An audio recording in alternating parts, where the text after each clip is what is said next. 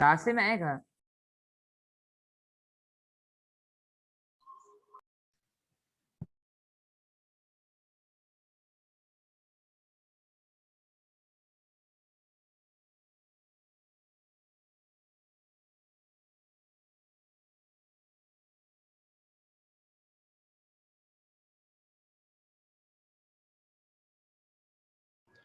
अच्छा, आप लोगों को मेरी वॉइस आ रही है? Yes sir. ठीक है जनाब। अच्छा, लास्ट सेशन में हम लोगों ने इसमें कुछ न कुछ ऐसी चीज़ें थी जो हम लोगों ने मिस कर दी थी, और जो हमें अपने डेटाबेस को क्या करना था, अपडेट करना था। अब जैसे कि फॉर एग्जांपल फादर नेम, अब ये फादर नेम की फील्ड क्या होनी चाहिए थी, मैंडेटरी होनी चाहिए थी। सही है, यानी फादर फील्ड जो है वो रिक्वायर्ड फील्ड थी। सही है, फादर नेम। और इसी तरीके से जनाब कंफर्म पासवर्ड, कंफर्म पासवर्ड जो था वो बेसिकली ये था। अब अगर इन केस हमें कोई ना कोई चेंजेस करनी हो, कि जैसे जनाब कोई चीज़ रह गई हो और डेटाबेस हमने क्रिएट कर दिया, जैसे कि यहाँ पर डेटाबेस क्रिएट हुआ है, टेबल भी क्रिएट हो गए और जनाब ये तमाम चीज़ें, अब क्या करें। तो अभी हम लोगों ने तो पहला तरीका ये देखा था कि भाई कंट्रोलर ऐड कर दिया बाय यूजिंग एंटिटी फ्रेमवर्क, और जब हमने एप्लीकेशन को रन किया तो उसने हमारी डेटाबेस को अपडेट कर दिया, यानी रन करने के बाद अपडेट किया था। सही है। अब मैं यहाँ से जाकर इन कंट्रोलर्स को जो है वो दोबारा से डिलीट कर देता हूँ, और जितने भी मैंने व्यूज़ बनाए थे मैं उनको भी जाकर डिलीट कर देता हूँ। ठीक है, अब ये मेरे पास व्यूज़ थे, और व्यूज़ में जाकर एम्प्लॉय का पूरा व्यू जो है वो मैंने यहाँ से उठाकर डिलीट कर दिया।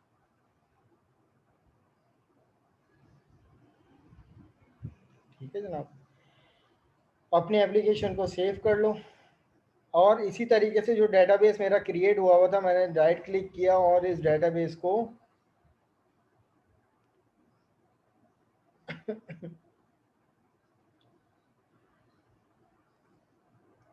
राइट क्लिक किया और इस डेटाबेस को भी मैंने यहाँ से डिलीट कर दिया।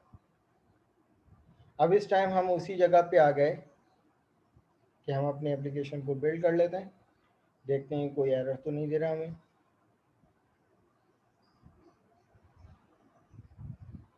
ठीक है भाई, कोई एरर नहीं दे रहा। अब दूसरा तरीका क्या था डेटाबेस को क्रिएट करने का, कि माइग्रेशन। अब ये माइग्रेशन क्या होता है क्लास, ये माइग्रेशन एक स्पेशल टाइप ऑफ मेथड होता है जिसके अगेंस्ट में हमें डेटाबेस मिलता है। यानी माइग्रेशन भी क्या करता है, हमारी मॉडल क्लास को देखता है और जो है वो डेटाबेस क्रिएट करता है। अब माइग्रेशन को इम्प्लीमेंट किस तरीके से करते हैं, आप दोबारा वहीं जाओगे टूल में जाकर, यहाँ पर new get package, package manager console, तो आपके पास ये वाली स्क्रीन खुल जाएगी। सही है।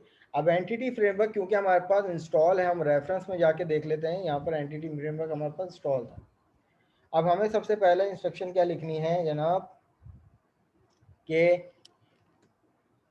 Enable dash migrations. मैं इसका फॉन्ट बढ़ा देता हूँ ताकि आप लोगों को नज़र आ जाए। ये सबको क्लियर विजिबल है जो इंस्ट्रक्शन मैं लिख रहा हूँ यहाँ पर, ये वाली। तो यहाँ पे क्या है, इनेबल डैश माइग्रेशंस। अब जब मैं यहाँ पर जनाब इनेबल करता हूँ ना, तो ये मुझसे मांगेगा कि भाई जो आप माइग्रेशन का मेथड इंप्लीमेंट करने जा रहे हो उस मेथड का नाम मांगेगा। अब मैं सबसे पहले तो यहाँ पर इम्प्लीमेंट करूँगा, ये पहले इनेबल करेगा उस मेथड को, तो यहाँ पर इंटर करते हैं।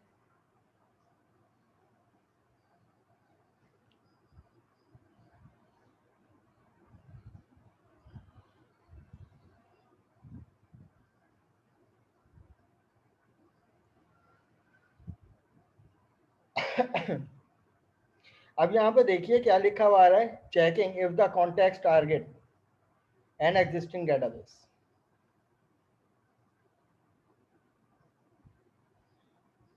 अब पहले ये चेक करेगा कोई एग्जिस्टिंग डेटाबेस तो नहीं है जो आप बनाने जा रहे हो। हमने वो डेटाबेस डिलीट कर दिया था, तो उसने क्या कर दिया, इनेबल कर दिया माइग्रेशन को। सही है, code first migration enable for the project, इस प्रोजेक्ट के। अब जनाब हम अपने अंडरस्टैंडिंग के लिए हम यहाँ पर आकर कनेक्शन स्ट्रिंग में आकर और जनाब यहाँ पर अपने डेटाबेस का नाम चेंज कर लेते हैं ताकि और क्लियर हो जाए कि भाई हम यहाँ पर MVC_ code first approach _ lab number 9 ये हमने अपना डेटाबेस का नाम चेंज कर दिया। अब हम चाहते हैं कि जनाब जो हमने माइग्रेशन के थ्रू अब जो डेटाबेस क्रिएट हो वो इस नाम से हो। सही है। और अब हमें क्या करना था कि भाई अब हमें अपने डेटाबेस में कुछ और मॉडिफिकेशन करनी थी। और वो मॉडिफिकेशन क्या थी कि अब ये तो हमने एम्प्लॉय की क्लास बनाई थी, अब हम चाह रहे हैं कि भाई हम एक और क्लास बनाएं। सही है, एक और क्लास बनाएं और जिस क्लास को इससे क्या करें, रेफरेंस दें। तो अब यहाँ पर हम क्या करते हैं कि भाई हमने मॉडल क्लास में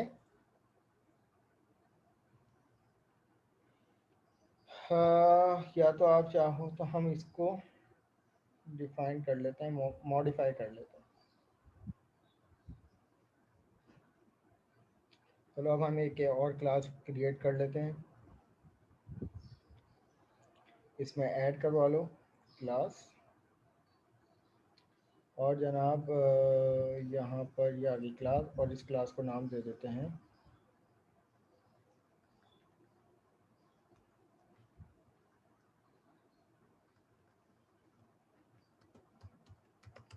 department.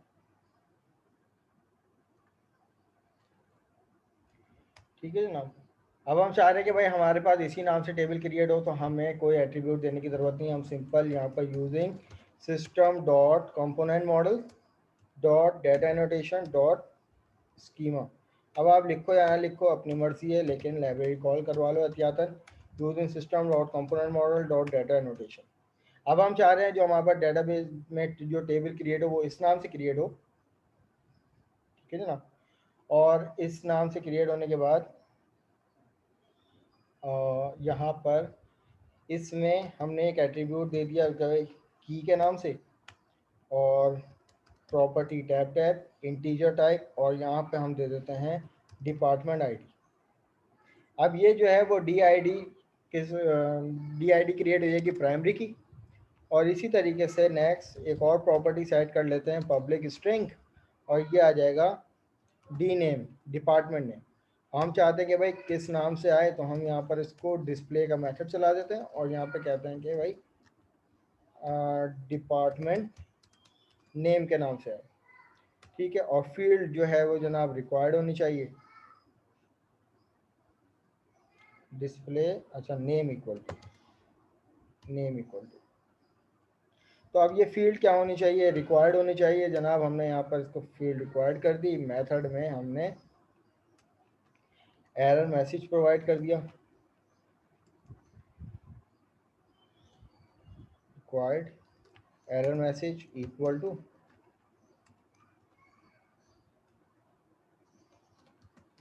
Department name must required. इसी के साथ साथ हमने क्या देना है, और भी फ़िलहाल वैलिडेशन अब हम यहाँ पर इनफ करते हैं, हमें रिलेशनशिप इंपॉर्टेंट है। तो हमने डिपार्टमेंट नेम ले लिया। अब आपको याद है कि ये वाला कौन सा टेबल हम बनाने जा रहे हैं, ये वही टेबल बनाने जा रहे हैं जब हम लोगों ने डेटाबेस में रिलेशनशिप बनाए थे वन टू मैनी का। अब हमें कोड फर्स्ट की अप्रोच से वन टू मैनी का रिलेशनशिप बनाना है। तो जनाब हमने यहाँ पर दो टेबल ले लिए, एक टेबल ले लिया यहाँ पर डिपार्टमेंट का, सही है, और उसमें कुछ वैलिडेशन हमने लगा दी। अब ये इंटीजर है तो ये यकीनन क्या हो जाएगा, इस की के एट्रीब्यूट की वजह से प्राइमरी हो जाएगा और टाइप इंटीजर की वजह से आइडेंटिटी हो जाएगा। तो हमारे पास सिर्फ रिक्वायरमेंट क्या आएगी कि भाई डिपार्टमेंट का नेम दो। अब इसी के साथ साथ हम एक और क्लास बना लेते हैं पब्लिक क्लास स्टूडेंट्स के नाम से। ठीक। अब हम चाह रहे हैं कि भाई स्टूडेंट के पास, डिपार्टमेंट के पास जो डिपार्टमेंट आईडी है वो स्टूडेंट के पास एज अ फॉरेन की यूज़ होना चाहिए। ठीक है। तो हम यहाँ पर सबसे पहले तो एक प्रॉपर्टी सेट करेंगे, प्रॉपर्टी टैब पर पब्लिक इंटीजर, यहाँ पर जनाब आ जाएगा SID स्टूडेंट आईडी और जनाब की के एट्रीब्यूट से हमने इसको प्राइमरी दे दिया। तो अब इसका मतलब ये है कि ये प्राइमरी हो जाएगा। फिर इसी तरीके से प्रॉपर्टी टैब टैब स्ट्रिंग, और यहाँ पर जनाब प्रॉपर्टी सेट कर दिया हमने एस ने। अब डिस्प्ले का मेथड यहाँ पे कॉपी कर लो आप और यहाँ पर पेस्ट कर लो। यहाँ पर कह देते हैं कि भाई स्टूडेंट नेम, राइट। तो ये हमारे पास ये वाली आ गई। अब इसी तरीके से जो रिक्वायर्ड फील्ड थी इसको भी आप यहाँ से कॉपी कर लो, और तो यहाँ पर कह देते हैं कि भाई student name must required, display इस नाम से आएगा।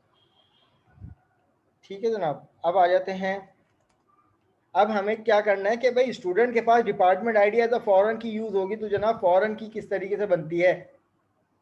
अब यहाँ नोटिस कीजिए, तो प्राइमरी टेबल ये है, प्राइमरी टेबल का एक कॉलम हमारे पास क्या है, ये है। ठीक है, तो अब हम यहाँ पर क्या करते हैं कि पब्लिक कीवर्ड लिखेंगे वर्चुअल, वर्चुअल के बाद हम उस टेबल का नाम देंगे जो प्राइमरी टेबल है, डिपार्टमेंट, सही है। और उसके बाद हम यहाँ पर क्या देने जा रहे हैं कि भाई प्रॉपर्टी का नाम, कॉलम किस नाम से बनना चाहिए। तो जनाब कोड फर्स्ट की अप्रोच में आपके पास रिस्ट्रिक्शन है कि जनाब अगर आप फॉरेन की बनाएंगे तो आप सेम इसी नाम से बनाएंगे जो कि प्राइमरी कॉलम है। हम यहाँ पे कॉपी कर लेते हैं और यहाँ पर इसको पेस्ट कर देते हैं, और ये आ जाएगी हमारे पास property which is get and set.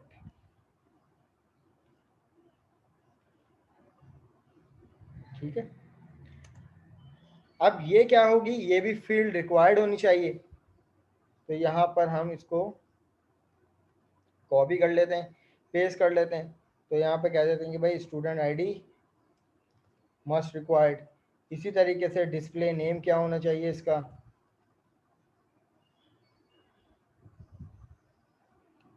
तो यहाँ पर हम कह देते हैं कि भाई student ID, student department ID.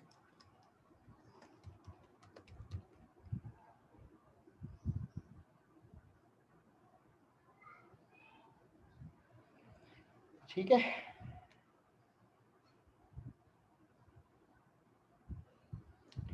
अच्छा जनाब। तो अब इसी तरीके से डाटा कॉन्टेक्स्ट लेयर की अगर हम बात करें यहाँ पर, तो अब हम यहाँ पर एम्प्लॉय की क्लास की बात नहीं कर रहे, सही है। या चाहो तो आप क्रिएट करवा लो, इट्स अप टू यू। अगर आपको यहाँ पर उसकी डिपार्टमेंट की क्लास पहले इंप्लीमेंट करनी है, तो आप यहाँ पर वही करो, पब्लिक डीबी सेट, और इसके जेनेरिक मेथड में डिपार्टमेंट की क्लास कॉल करवाओ और इसका नाम दे दो आप DEPAR, डिपार्टमेंट, और यहाँ पर ये प्रॉपर्टी आ जाएगी गेट, और ये आ जाएगी सेट। फिर इसी तरीके से आप यहाँ पर इसको कॉपी कर लो, आप यहाँ पर पेस्ट कर लो, और यहाँ पर जनाब हमारे पास कौन सी क्लास आ जाएगी, स्टूडेंट्स की। ठीक है, और यहाँ पर STDS कर दो, स्टूडेंट्स, राइट। तो ये DB कॉन्टेक्स्ट, इसको सेव कर लेते हैं, बिल्ड करवा लेते हैं। ठीक है, अब जनाब हमारे पास जो है वो देखते हैं कि क्या इसने ये फील्ड क्रिएट की, और क्या इसने जो है वो जनाब वो क्रिएट किए, अपना क्या क्रिएट किए, रिलेशनशिप क्रिएट किए या नहीं। तो अब आ जाओ माइग्रेशन पे। अब माइग्रेशन इनेबल हो गया। अब यहाँ पर हम कहते हैं कि ऐड डैश माइग्रेशन। तो जैसे मैं यहाँ पे इंटर करूँगा तो ये मुझे उस माइग्रेशन के मेथड का नेम मांगेगा। तो जनाब मैं यहाँ पर ऐड डैश माइग्रेशन के नाम से ही दे देता हूँ नेम। आप अपने नाम से भी बना लो, इट्स अप टू यू, कोई कैद नहीं है। तो जैसे मैं यहाँ पर इसको इंटर करूँगा तो ये थोड़ा सा टाइम लेगा और माइग्रेशन को ऐड करवाएगा।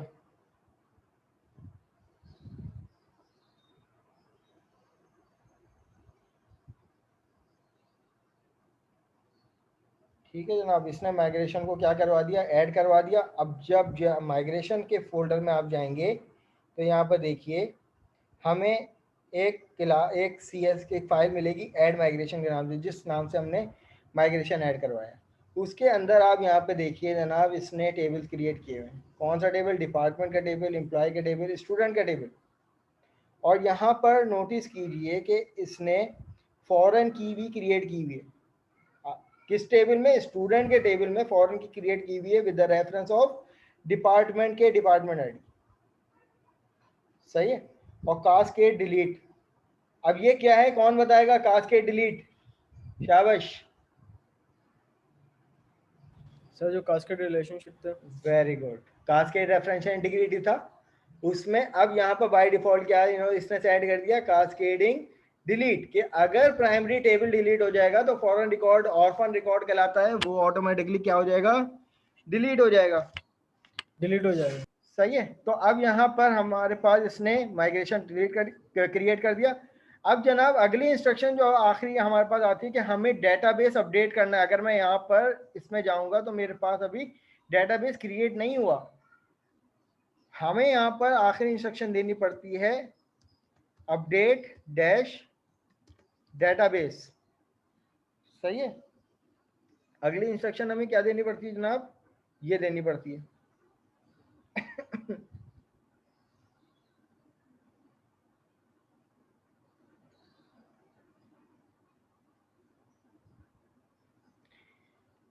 ठीक है।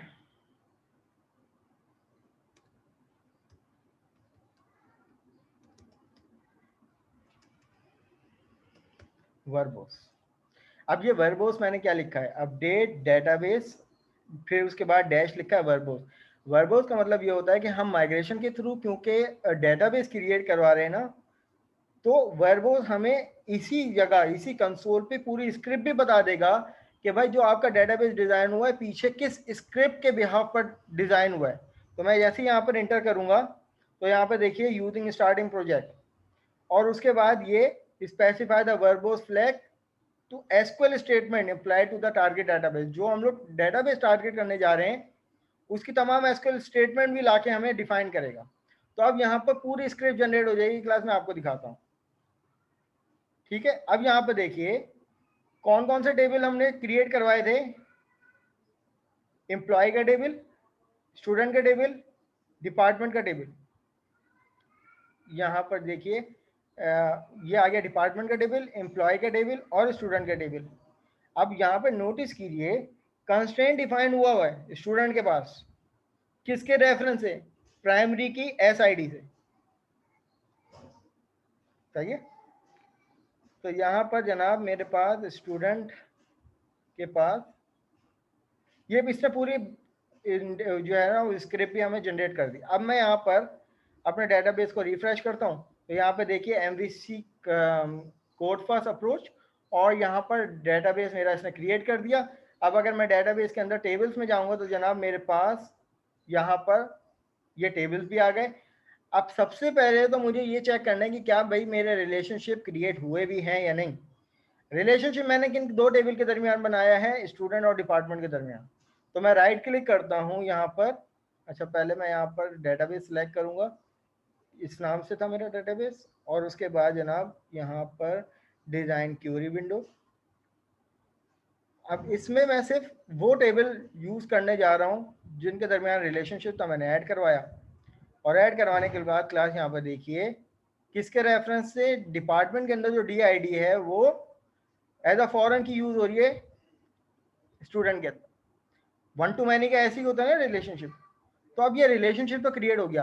अब जनाब समझना ये है कि अब जब हम अपनी एप्लीकेशन को रन करेंगे ना तो हमें एक और कंट्रोल मिलेगा ड्रॉप डाउन। और अब वो कैसे मिलेगा? तो जनाब यहाँ पर ये माइग्रेशन को भी आप यहाँ से ख़त्म कर दो।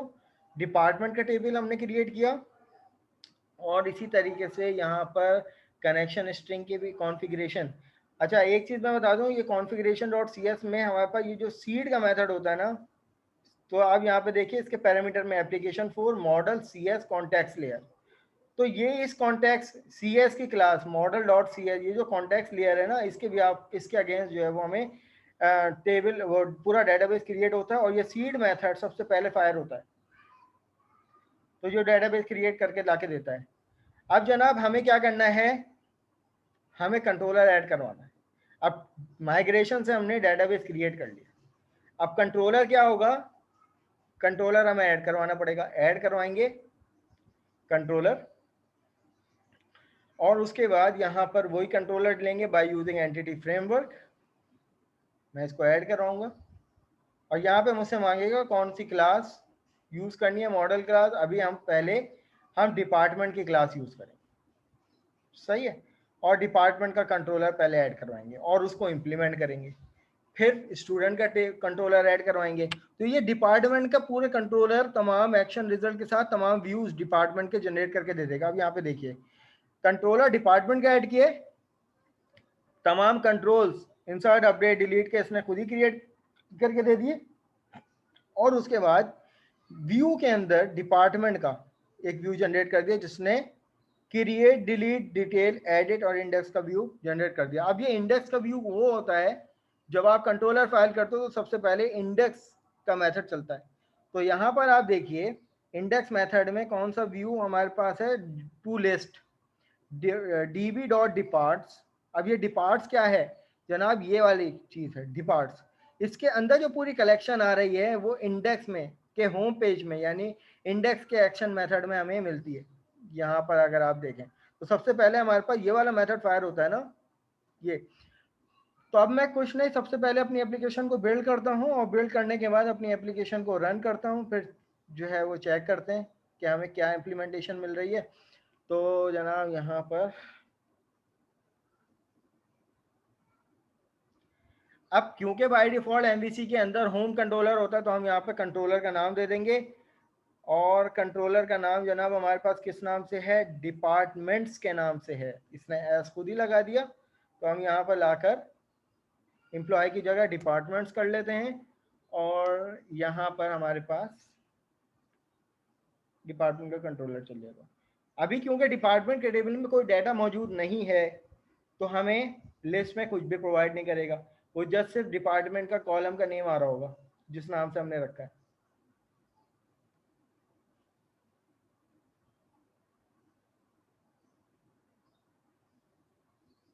तो यहाँ पे देखिए डिपार्टमेंट के अंदर सिर्फ दो कॉलम थे। एक तो प्राइमरी करने की वजह से वो हाइड हो गया, आइडेंटिटी करने की वजह से, प्राइमरी और आइडेंटिटी करने की वजह से। लेकिन जनाब डिपार्टमेंट नेम हमारे पास है। अगर मैं यहाँ पर क्रिएट करता हूँ एक डिपार्टमेंट तो यहाँ पर जब मैं कोई डिपार्टमेंट दूंगा, फॉर एग्जांपल मैंने COCIS दे दिया डिपार्टमेंट और क्रिएट कर दिया, तो जनाब यहाँ पर देखिएगा कि COCIS डिपार्टमेंट के टेबल में एक डिपार्टमेंट मैंने ऐड कर दिया। इसी तरीके से मैं यहाँ पर जाकर एक और डिपार्टमेंट ऐड कर लेता हूँ BE। तो अब ये दो डिपार्टमेंट मैंने डिपार्टमेंट के टेबल में जाकर ऐड करवा लिए। मैं यहाँ पर लिखता हूँ सेलेक्ट स्टैटिक फ्रॉम डिपार्टमेंट्स। तो यहाँ पर देखिए दो डिपार्टमेंट मुझे मिल गए विद रिस्पेक्टिव आईडी। अब स्टूडेंट के पास मुझे बताइए कि क्या इन दोनों आईडी के अलावा कोई और आईडी होनी चाहिए या नहीं? नहीं सर। सही है। तो अब यहाँ पर ये तो हमने डिपार्टमेंट को इम्प्लीमेंट कर लिया। अब अगर आप चाहो तो डिपार्टमेंट को एडिट कर लो, कोई और नाम दे दो, तो यहाँ पर आपके पास वो आ जाएगा, ऑप्शन आ जाएगा। इसी तरीके से अगर डिटेल्स करनी है तो डिटेल्स कर लो, इट्स अप टू यू। इसी तरीके से जनाब अगर आपको डिलीट करना है तो जनाब यहाँ पे आप डिलीट कर लो, ठीक है।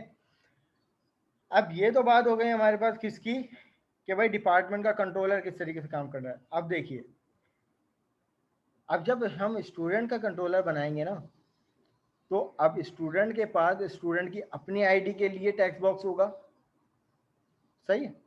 और स्टूडेंट के पास स्टूडेंट के अपना नाम होगा। और स्टूडेंट के पास एक और फील्ड होगी कि जनाब स्टूडेंट अपना डिपार्टमेंट बताए। तो अब यहाँ पे इसकी इम्प्लीमेंटेशन देखना बड़ी इंटरेस्टिंग होगी।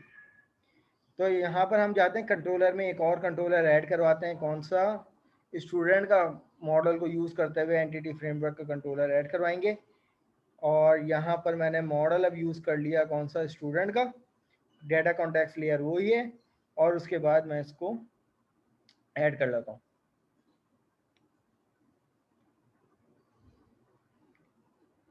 ठीक है, अब मैं यहाँ से सबसे पहले तो कंट्रोलर का नाम कॉपी कर लेता हूँ और अपनी एप्लीकेशन को बिल्ड कर लेता हूँ।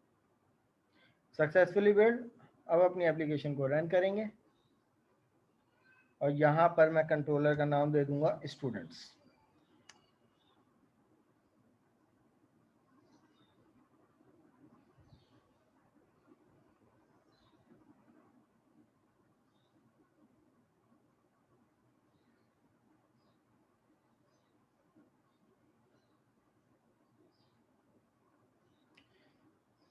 जनाब अब यहाँ पे देखिए स्टूडेंट का नेम आ रहा है, सही है, लिस्ट में। अब जब हम न्यू स्टूडेंट का रिकॉर्ड ऐड करने जाएंगे ना, तो यहाँ पर हमारे पास, अच्छा जी, स्टूडेंट का नेम, नेम के साथ साथ डिपार्टमेंट भी आना चाहिए था।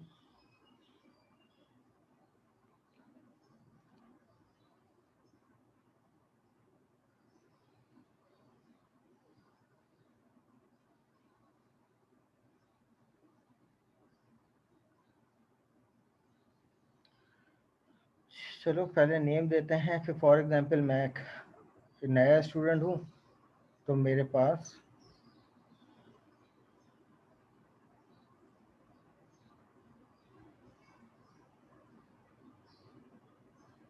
अच्छा जी, स्टूडेंट 2 मिनट प्लीज मुझे दीजिएगा, कोई मिस्टेक हो गई है मुझसे।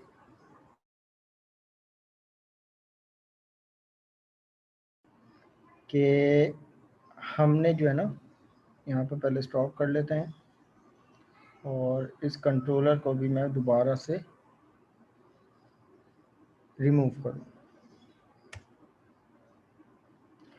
अब एक चीज़ हमसे ये हुई है कि हमने डिपार्टमेंट के अंदर ये बनाया था, इसको मैं नाम दे देता हूँ डिपार्टमेंट, सही है।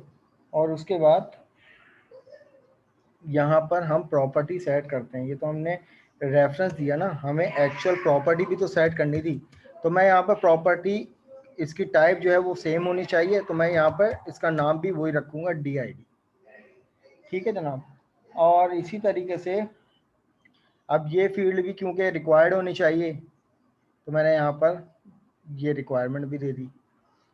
तो इसको सेव कर लेते हैं।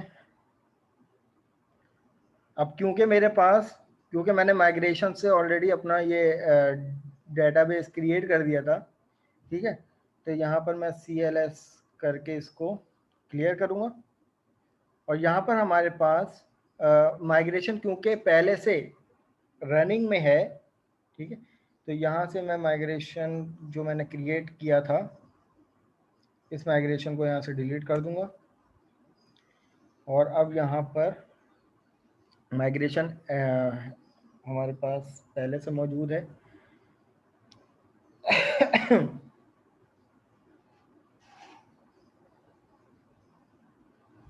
तो इनेबल डैश माइग्रेशन, फिर उसके बाद क्योंकि हमें अपडेट करना है ना डेटाबेस को, तो मैं यहाँ पर डैश करके फोर्स लिखूँ और मैं यहाँ पर एंटर कर दूँ। तो अभी चेक करते हैं इससे क्या होता है। अब ये टारगेट करेगा एक्सिस्टिंग डेटाबेस को और फील्ड जो है वो सेट कर देगा।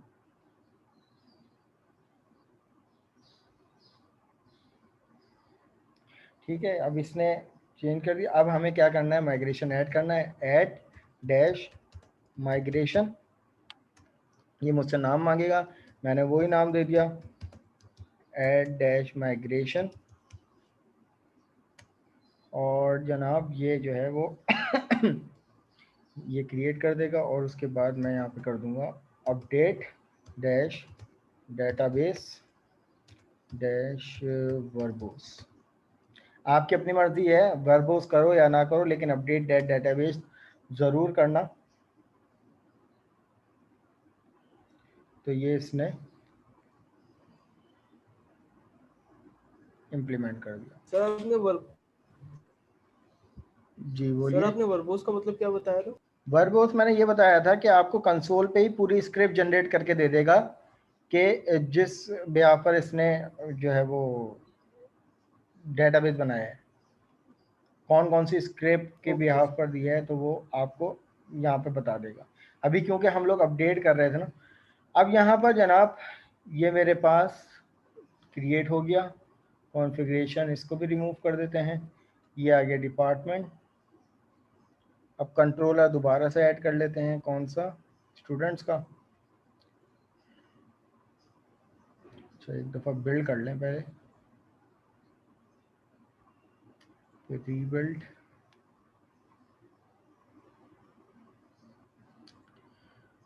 तो अब यहाँ पर आते हैं कंट्रोलर।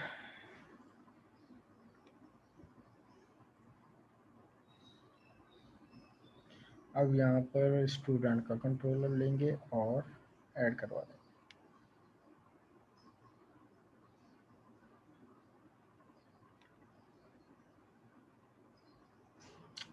ठीक है, मैं यहाँ से कंट्रोलर को कॉपी कर लेता हूँ और यहाँ पर इम्प्लीमेंट कर लेता हूँ।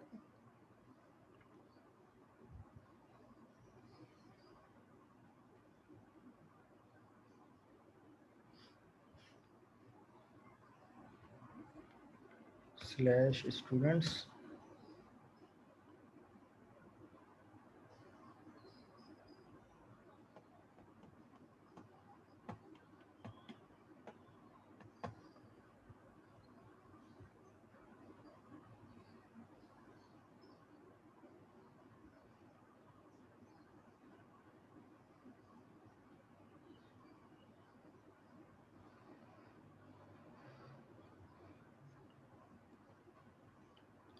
तो अब यहाँ पे देखिए डिपार्टमेंट नेम।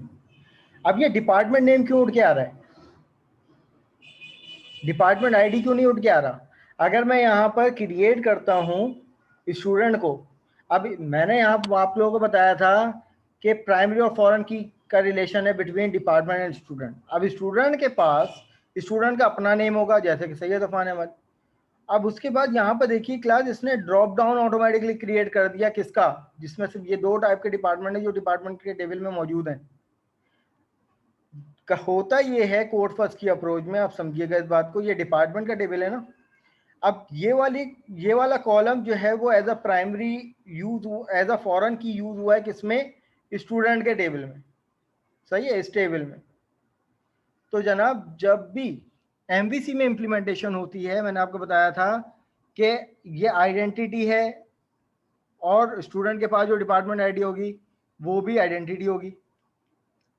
तो बाय डिफॉल्ट उस कॉलम के बाद वाला कॉलम जो है ना एज अ ड्रॉप डाउन की शक्ल में आ जाता है, क्योंकि देखें ना हमें आईडी के ब्याह पर इसने ऑटोमेटिकली इन दोनों टेबल्स को आपस में ज्वाइन भी कर दिया। और कौन सा ज्वाइन किया, वन टू मैनी रिलेशनशिप है, इसने इनर ज्वाइन कर दिया। अब यहां पर आप नोटिस कीजिए कि अब ये स्टूडेंट का टेबल है, स्टूडेंट के पास स्टूडेंट की अपनी आईडी थी जो कि ऑटोमेटिकली जनरेट होगी, स्टूडेंट का नाम यूजर इनपुट करेगा और उसके बाद डिपार्टमेंट आईडी। अब डिपार्टमेंट आईडी नहीं है, ये बेसिकली डिपार्टमेंट आईडी के बिहाफ पर उसके बराबर वाला कॉलम जो है वो एज अ ड्रॉप डाउन के तौर पर यहाँ पर इंप्लीमेंट हो जाता है। अब यहाँ पर सिर्फ ड्रॉप डाउन में आएंगे ही दो वो वालियो जो टेबल में मौजूद हैं। अब अगर मैं यहाँ पर फॉर सपोज मैं यहाँ पर डिपार्टमेंट के कंट्रोलर में जाता हूँ और यहाँ पर तीसरा डिपार्टमेंट ऐड करवा लेता हूँ, मैं क्रिएट में जाता हूँ और क्रिएट में जाके मैंने कौन सा डिपार्टमेंट बताइए ऐड करवाना है, मैथ का डिपार्टमेंट हमने ऐड करवा दिया, क्रिएट करवा दिया। अब यहाँ पर 3 डिपार्टमेंट है। अब मैं अगर यहाँ पर जाता हूँ स्टूडेंट के कंट्रोलर में, सही है, स्टूडेंट के कंट्रोलर में जाता हूँ तो जनाब यहाँ पर देखिए स्टूडेंट के क्रिएट के मेथड में मैं चली गया। अब यहाँ पर स्टूडेंट का नाम आएगा, मैंने स्टूडेंट का नाम दे दिया। अब ड्रॉप डाउन में सिर्फ वही वैल्यू आएंगी जो कि डिपार्टमेंट के टेबल में मौजूद है। आईडी के बिहाफ पर क्या उठ के आ रहा है, उसका नेम। अब सवाल ये उठता है कि सर अगर इसके बाद भी अगर कोई कॉलम होते हैं, नहीं, वो अपने कॉलम के बाद वाला जो कॉलम होता है ना उसका एज अ ड्रॉप डाउन बना देता है। अब आपको ये खुद डिसाइड करना है कि आपने इसके बाद कोई मीनिंगफुल ऐसा कॉलम देना है डिपार्टमेंट नेम जैसे कि अब यहाँ पे इट मेक ए सेंस कि भाई एक स्टूडेंट है, अब यहाँ पर ड्रॉप डाउन में अपना डिपार्टमेंट सेलेक्ट करेगा कि भाई जनाब वो कौन से डिपार्टमेंट से बिलोंग करता है। मैंने कह दिया मैथ से, मैंने क्रिएट कर दिया। तो अब यहाँ पर देखिएगा कि जब ये क्रिएट हुआ और क्रिएट के बाद मैं यहाँ पर स्टूडेंट्स उसमें आता हूँ,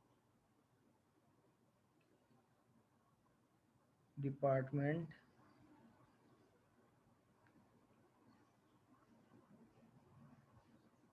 क्रिएट क्यों नहीं किया भाई इसने,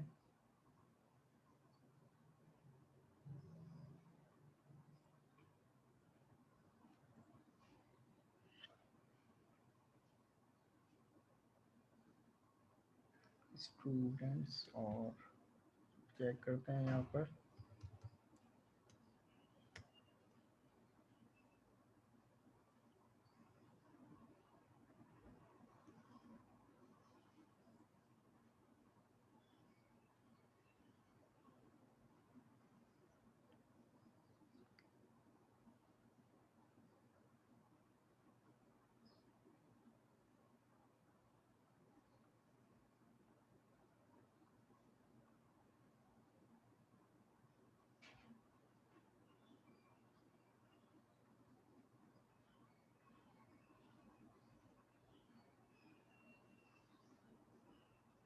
अच्छा अच्छा अच्छा, एक मिस्टेक ये हो गई कि मॉडल क्लास और यहाँ पर, अच्छा नहीं, स्टूडेंट के नाम से था।